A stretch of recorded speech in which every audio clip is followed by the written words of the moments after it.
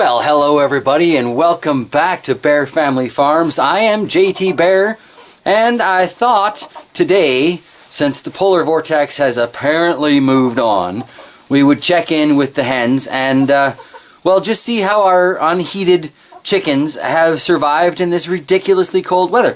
And I don't know if you can see my breath coming out now. It's still really cold out. It's minus 22 Canadian. I don't know what that is in Fahrenheit. But yeah, it is really cold. So we'll start off by taking a quick look at the ladies, and then I finally caved and bought a hanging bird feeder for these chickens because I'm tired of them knocking their food all over the floor. It has been such a kerfuffle. I won't even get started on that. But let's start taking a look at these chickens. First off, and it's getting harder to tell them apart, I believe this is Betty Boop. Still got a little bit of muck on her back, but look how nicely her tail has come back in. Betty White as well. Both of the Bettys have just phenomenal tail regrowth. The biggest issue, I'd say, from the winter with these girls is probably the most obvious on Betty White over here. And I think she's got a little bit of frostbite going on her massive comb. I mean, as to be expected with as big as that thing is. But no, Betty Boop, not quite so much. Still a little bit. Over here we've got a very messy coop. Chicken poop everywhere. Patches, looks like she's taken it the worst as far as her comb. All black and it's not good. But I mean, everybody is surviving, right? Nobody seems to have lost anything. The Bunty over here, not terribly happy, but you know, all alive, and they've still got all of their toes, which I think is a major concern. Excuse me. Which I think is a major concern. The people had mentioned that and combs. So we can see on Patches, yeah, it's not looking good. When spring thaw comes out, she'll probably be a much happier bird. But still alive, still alive. Looking around, we can see lots and lots of poop. That sort of trough thing has worked out well-ish, except they knocked it off the wall, and then they've just kind of been kicking it over every day or two, and it has made for just massive amounts of food on the floor. And since we're already into our 5th bag of chicken feed, that's like 125 kilograms of food that these chickens have gone through. But on the upside, that means like 125 kilograms of chicken manure for the gardens. So that's really not bad. I mean, it's going to need some time once things warm up to do its thing and decompose or compost or whatever it is and cool down, basically. Because apparently chicken manure is still a little on the warm side and is likely to burn young plants. But we have some time between the last snow and the safe planting date, so I'm hoping that what's already out in the gardens will be able to work itself over in that time, and I'll just start making a fresh pile out of everything else and ready that for next year, I guess. But we can see that semi-heated plastic pet bowl over there. Even when it was minus 40 with wind chill factor outside, this still had a little bit of it in the middle that was thawed. So they've always had access to liquid water, even at the coldest of this polar vortex. So that is impressive. I mean, we've apparently got another week or so of really cold weather coming. And, you know, that's going to suck a little bit. And I'll be honest, I feel like an ass for doing this to these chickens and not giving them a heated environment like most people would. But they're not pets. They're not children. They're livestock. Yeah, I know, Bunty. I said it. It is what it is.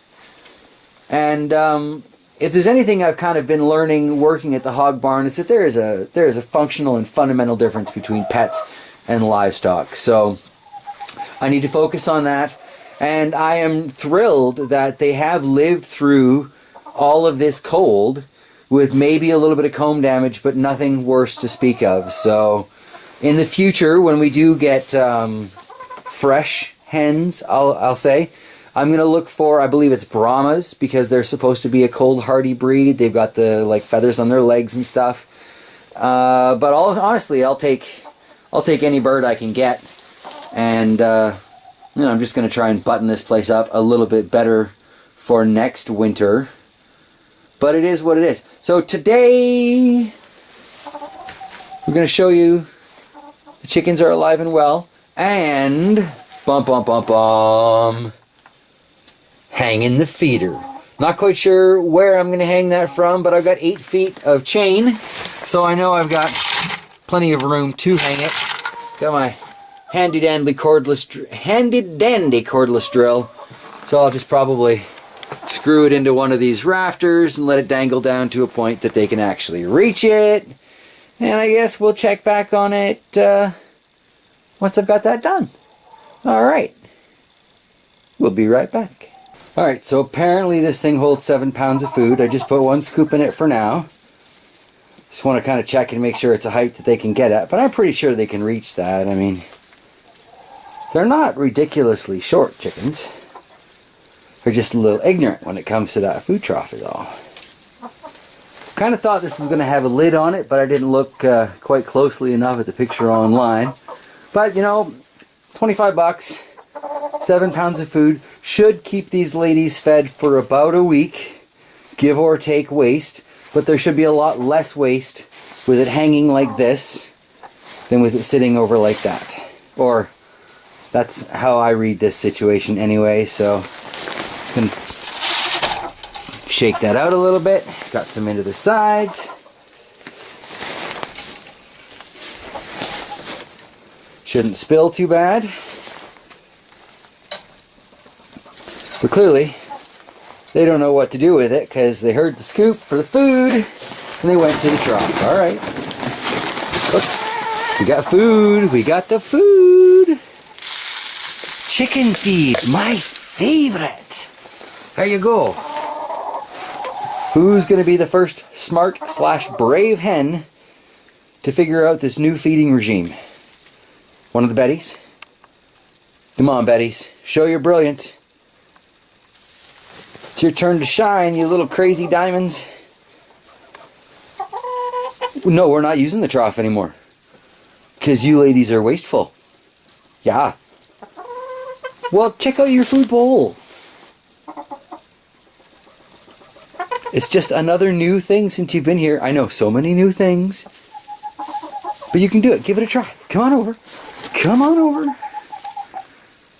I know you want to, Betty. You always want to eat. You're quite reliable that way. No? Alright, well I'm going to put some more food in there.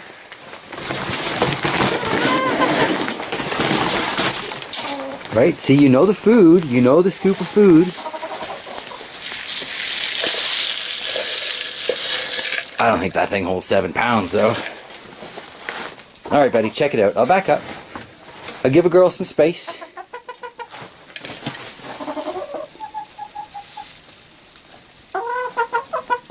Well, I was hoping that we'd get an image of the ladies trying their new feeder.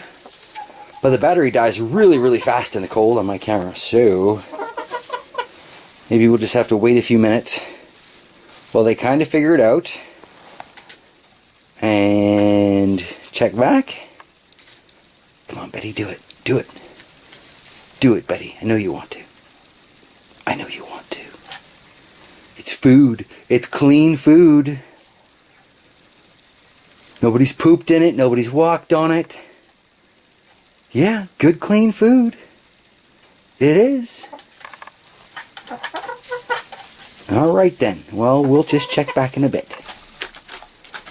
And in the end, it was a Betty who got there first.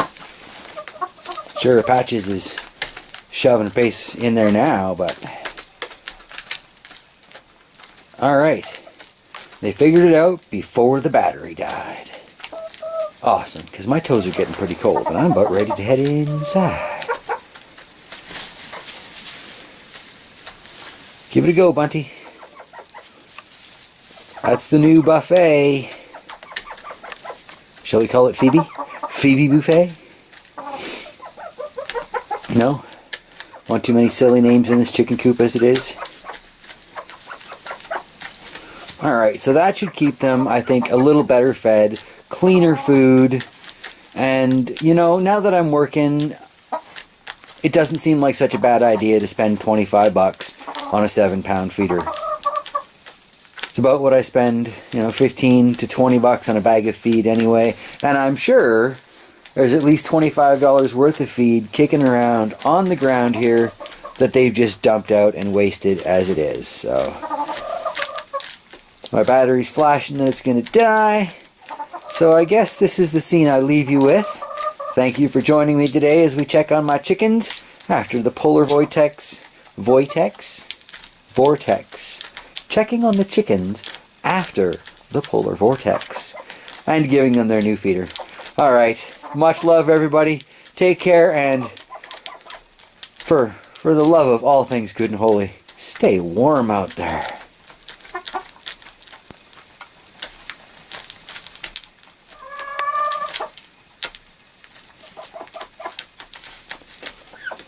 Yep, I'd say the Bettys at least have this figured out.